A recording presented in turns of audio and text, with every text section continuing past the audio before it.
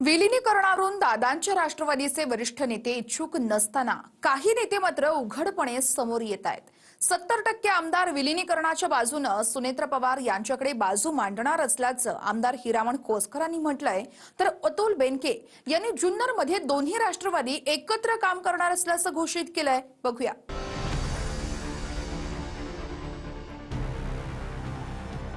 शशिकांत शिंदे म्हणते 100% झालं पाहिजे, आमची सुद्धा अपेक्षा। या मंगळवारी आम्हाला ते बोलणार आहे, बोलवणार आहे। मी तर 100% बोलणार आहे। वहिनीच्या पुढे तुमची भूमिका मानणार। पुढं काय होईल आम्हाला माहित नाही, पण जुन्नर तालुक्यामध्ये राष्ट्रवादी काँग्रेस पक्ष एकत्रितपणेच वाटचाल करणार। विलिनीकरणावरून दादांच्या राष्ट्रवादीच्या दोन नेत्यांनी उघडपणे बाजू घेतली। आमदार हिरामण खोसकर यांनी विलिनीकरण 100% झालंच पाहिजे असं म्हटलंय। येत्या मंगळवारी 70% आमदार सुनेत्र पवारांसमोर विलिनीकरणाच्या बाजूने भूमिका मांडणार असल्याची माहितीही हिरामण खोसकर यांनी दिली। तर माजी आमदार अतुल बेनके यांनी जुन्नर तालुक्यात दोन्ही राष्ट्रवादी एकत्रच काम करणार हे जाहीर केलं। पवारांच्या राष्ट्रवादीचे खासदार अमोल कोल्हे यांच्यासोबत आमचं ठरल्याचं दादांच्या राष्ट्रवादीचे नेते बेनके म्हणाले। शशिकांत शिंदे म्हणते 100% झालं पाहिजे, आमची सुद्धा अपेक्षा। पण तुमच्या पक्षाच्या आमदारांचं तसं काही बोलणं झालेलं आहे का तुमच्या आमदार? आमचे बरेच आमदार, आता मी ज्या दिवशी मागच्या वहिनीने ज्या दिवशी शपथ घेतली त्या दिवशी जी चर्चा होती, जवळजवळ 40 पैकी 30-35 आमदारांची चर्चा आहे। सगळ्याच्या मनातून आहे का झालं पाहिजे। फक्त स्पष्टपणे कोणी बोलत नाही, पण मनातून मात्र सगळे बरेच बोलले त्या दिवशी, बरेच बोलले। मकरंद पाटील आपल्या पुनर्वसन मंत्री त्यांनी तर स्पष्ट सांगितलं काही झालं पाहिजे, झालं पाहिजे असं। विलिनीकरण झालं पाहिजे। पण मला सांगा खोसकर साहेब, विलिनीकरणच्या अनुषंगाने तुमची चर्चा होती, तुम्ही वहिनींशी तसं काय बोललेला आहात का किंवा तुमचा संवाद? आम्हाला बोलवलं, आम्ही बोलणार आहे ना। या मंगळवारी आम्हाला ते बोलणार आहे, बोलवणार आहे। आमदारांशी 1 to 1 जेव्हा संवाद होईल तेव्हा तुम्ही वहिनींच्या मी तर 100% बोलणार आहे। वहिनींच्या पुढे तुमची भूमिका मानणार। म्हणून प्रफुल्ल पटेल असतील किंवा सुनील तटकरे हे सध्या राज्यामधील प्रमुख असल्याचं बघायला मिळतं। भुजबळ साहेब आणि बाकीचेही नेते आहेत, पण या दोन प्रमुख नेत्यांची भूमिका विलिनीकरण होऊ नये अशा पद्धतीची असल्याचं बोललं जाते किंवा त्यांच्या विधानं तशी येत आहेत। त्यांना आम्ही पण विनंती करणार आहे ना। अच्छा, आम्ही पण विनंती करणार आहे। आता एवढा मोठा लीडर गेला आमचा, सगळ्याला आम्हाला घेऊन चालणार आहे, पाठीमागे कोणतरी पाहिजे ना असं। खोसकर त्यांनी एक आमदार म्हणून भावना व्यक्त केली, ती काय पक्षाची भूमिका नाही, ते आमचे वरिष्ठ सहकारी आहेत। मी हिरामण खोसकरांशी जरूर या विषयावरती बोलेन, त्यांचं मत काय ते जाणून घेऊ आणि मग आम्ही एकत्रितपणे बसून त्याला चर्चा करू। पुढं काय होईल आम्हाला माहित नाही, पण जुन्नर तालुक्यामध्ये राष्ट्रवादी काँग्रेस पक्ष एकत्रितपणेच वाटचाल करणार।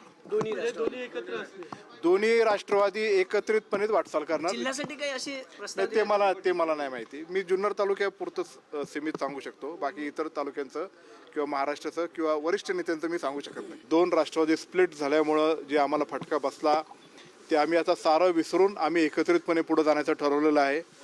तर आम्हाला पुढं जात असताना जिल्हा परिषदचं एखादं पद आमच्या जुन्नर तालुक्यामध्ये प्राप्त व्हावं ही आम्ही ती विनंती केली आणि त्यातून निश्चितच सकारात्मक विचार करून जुन्नरकरांच्या पाठीमागे मी खंबीरपणे उभे आहे असं वहिनीने आम्हाला शब्द दिला। अतुल बेनके आज आमचे एक तरुण सहकारी आहेत।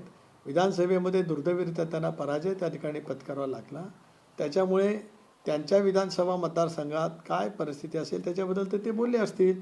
आता प्रत्येक ठिकाणी वेगवेगळी राजकीय परिस्थिती असू शकते। मी पक्षाचा अध्यक्ष आहे, त्यावेळेला पक्षाची भूमिका योग्य वेळेला योग्य स्पष्ट शब्दात मी त्या ठिकाणी मांडेल। उपमुख्यमंत्री सुनेत्रा पवार यांनी पुण्यात जुन्नर तालुक्यातल्या राष्ट्रवादीच्या पदाधिकाऱ्यांची बैठक घेतली। या बैठकीत अतुल बेनके यांनी सुनेत्रा पवारांसमोर एकत्रितपणे काम करण्याचा प्रस्ताव मांडला। नक्की करते काय विलिनीकरण झालं पाहिजे की नाही? माझं वैयक्तिक मत आहे की विलिनीकरण झालं पाहिजे। आता तो निर्णय तर काय माझ्या हातात नाही, ते आमचे वरिष्ठ लेवलचे जे नेते आहेत त्याच्यावर मी काय भाष्य करू पण नाही। आणि त्याच्यानंतर माझी निवडणुकीला जेव्हा पराभव झाला, माझी पहिली बाईट पण तीच होती की मला माझ्या पराभवाचं वाईट वाटत नाही, पण हे दोन वेगळे आहेत त्याचं मला जास्त वाईट वाटतं।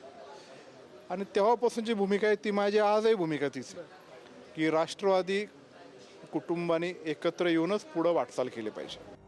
अजित पवार मुंबईत दर मंगळवारी आमदारांची बैठक घ्यायचे, त्याचप्रमाणे सुनेत्रा पवारही आमदारांना भेटणार आहेत। येत्या मंगळवारच्या बैठकीत 70% आमदार विलिनीकरणाच्या बाजूने भूमिका मांडणार असल्याचं सांगून हिरामण खोसकर यांनी पक्षातील सूर सांगितला। दादा विलिनीकरणावर बोलले नाही, चर्चा फक्त जिल्हा परिषदेपुरती झाली होती असं राष्ट्रीय कार्याध्यक्ष प्रफुल्ल पटेल आणि प्रदेशाध्यक्ष सुनील तटकरे म्हणतात।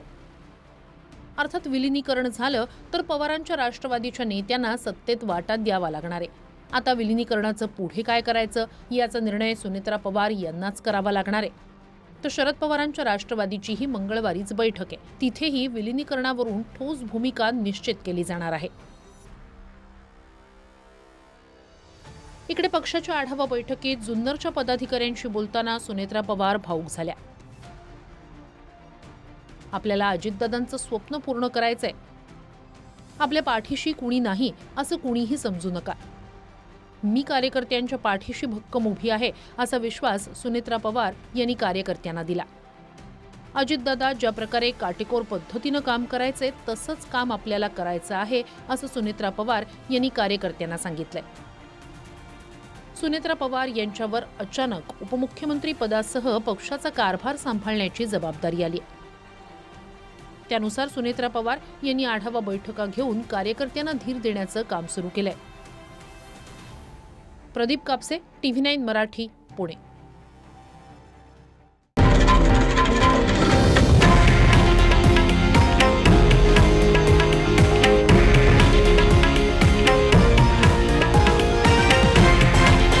हे आहे देशातील नंबर 1 न्यूज नेटवर्क आणि आपण पाहत आहात TV9 मराठी, एकमेव.